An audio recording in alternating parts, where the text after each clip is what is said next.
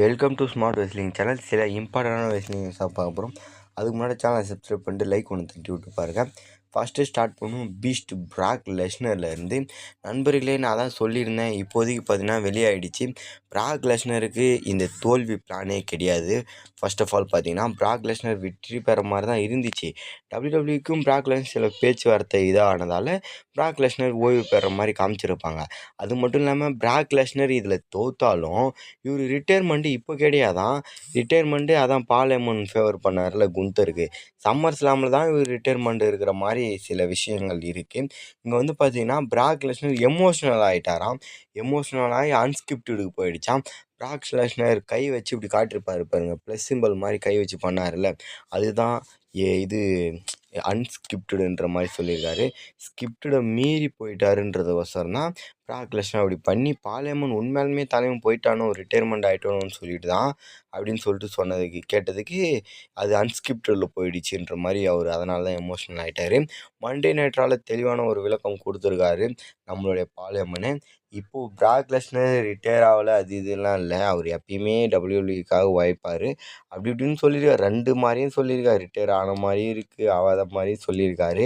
ஆனால் நம்ம Tamil news polymer நியூஸ்லாம் வந்துருச்சு, அஃபிஷியலி பிராக் லெஸ்னர் ஓய்வு பெற்று விட்டார்னு. இது என்னன்றது தெரியல. மேபி பார்த்தீங்கன்னா இன்னொரு மேட்சில் சண்டை போடலாம்.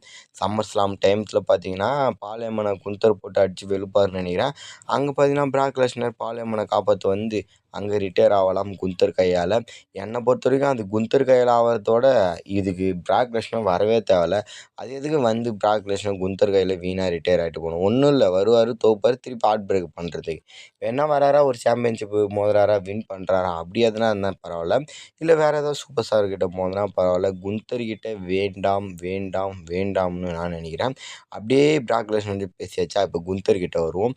குந்தர் இப்போ பார்த்தீங்கன்னா ரோமன் ரெயின்ஸ் கிட்ட மோத போகிறாரா பேக் லெஸ்னரில் அப்படின்னு கேட்டிங்கன்னா, Jacob Fatu, Roman Reigns, Oba Femi, இங்கே 3 பேருமே அந்த டைட்டில்ன்ற மாதிரி தான் இருக்குது. ஒபா ஃபெமி டேரெக்டாக வந்துட்டார். ஜேக்கப் ஃபாட்டு டேரெக்டாக வந்து ரோமன் ரெயின்ஸை சேலஞ்ச் பண்ணிட்டாரு. ஒபா ஃபெமி ஒரு ப்ராட்காஸ்ட்டில் அங்கே சொல்லியிருக்காரு. அது இல்லாமல் இந்த விஷயமே முடிஞ்சு பார்த்தீங்கன்னா சொல்லியிருக்காரு. குந்தரும் மண்டே நைட்ரால் சொன்னார், எனக்கு கோல்டு டைட்டில் வேணும், நான் சாம்பியன்ஷிப் நோக்கி போக போகிறேன். எல்ஏ நைட்டு சொல்லியிருப்பார், நானும் சாம்பியன்ஷிப் எனக்கு வேணுண்டான்ற மாதிரி. எல்ஏ நைட்டு குந்தர் ஃபியூடு நடக்கும், அது முடிஞ்சால் தான் குந்தர் இங்கே வருவாருன்னு நினைக்கிறேன். குந்தர் பார்த்தீங்கன்னா நான் சாம்பியன்ஷிப்பை ஃபோக்கஸ் பண்ண போகிறேன், இதுக்கப்புறம் கோல்டு டைட்டில் என்கிட்ட வேணுன்ற மாதிரி சொல்லியிருக்காரு. குந்தர் ரோமன் ரெயின்ஸ் கண்டிப்பாக இந்த வேர்ல்டு ஹெவிவெயிட் சாம்பியன்ஷிப் மேட்ச்சு பார்க்கலாம். பேக்லாஷில் பார்க்க வாய்ப்பு இருக்கான்னு தெரியல. இந்த பேட்டில் 4 பேட்டில் 3 நடக்குமா, அப்படி இல்லைனா பேக்லாஷ் முடிஞ்சு அதுக்கு அடுத்து பார்த்தீங்கன்னா குந்தர் விசஸ் ரோமன் ரெயின்ஸ் க்ளீனாக சிங்கிள்ஸ் மேட்ச்சு பார்க்கலான்னு நினைக்கிறேன். அந்த மாதிரி பார்த்தீங்கன்னா இந்த மேட்ச் கொஞ்சம் டிஃப்ரெண்ட்டாக இருக்கும். டிஃப்ரெண்ட்டாக இருந்தாலும் நல்லா இருக்கும்னு நினைக்கிறேன். ஏன்னா இந்த ரிட்டையர்மெண்ட் கதை இருக்காது. அதுக்கடுத்தது பார்த்தீங்கன்னா வரும் Jacob Fatu on the fire பேக்லாஷ்ன்னு சொல்லி மென்ஷன் பண்ணி ரோமன் ரெயின்ஸை சேலஞ்ச் பண்ணியிருக்காரு. அது இன்னும் ஒரு வாரம் கழிச்சா தான் தெரியுன்ற மாதிரி இதில் இருக்குது. அதுக்கடுத்து ஒபா ஃபெமி எங்கே இது பண்ணாருன்னு கேட்டிங்கன்னா, இந்த வெஸ்டர்மியா பிராக் லெஸ்னர் பீட் பண்ணதுக்கப்புறம் ஆஃப்டர் இதில் வந்து பார்த்தீங்கன்னா சொல்லியிருக்காரு, நான் வந்து டைட்டிலை நோக்கி போக போகிறேன். ரோமன் ரெயின்ஸை பற்றிலாம் லைட்டாக கலாய்ச்சிருப்பார். அடுத்த ரோமன் ரெயின்ஸ் இல்லை, ரோமன் ரெயின்ஸுக்கு மேலே நான். ரோமன் ரெயின்ஸ் டெபியூட் கொடுக்கும்போது 2005 அண்டர்டேக்கர் தோக்கடிக்கும் போது ரோமன் ரெயின்ஸை பூ பண்ணாங்க. அதே நான் பிராக் லெஸ்னர் தோக்கடிச்சு என்னை சேன் தான் பண்ணாங்க அப்படின்ற மாதிரிலாம் சில கதைகள் சொன்னார்.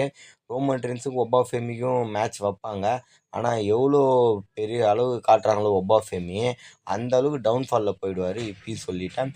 ஏன்னா எப்போ ஒரு சூப்பர் ஸ்டார் ஸ்டார்டிங்கில் கொஞ்சம் இதுவாக காட்டுவாங்க, போக போக அவருக்கு ஒன்றுமே இல்லாத மாதிரி ரொம்ப இதுலுக்கு போயிடுவாங்க.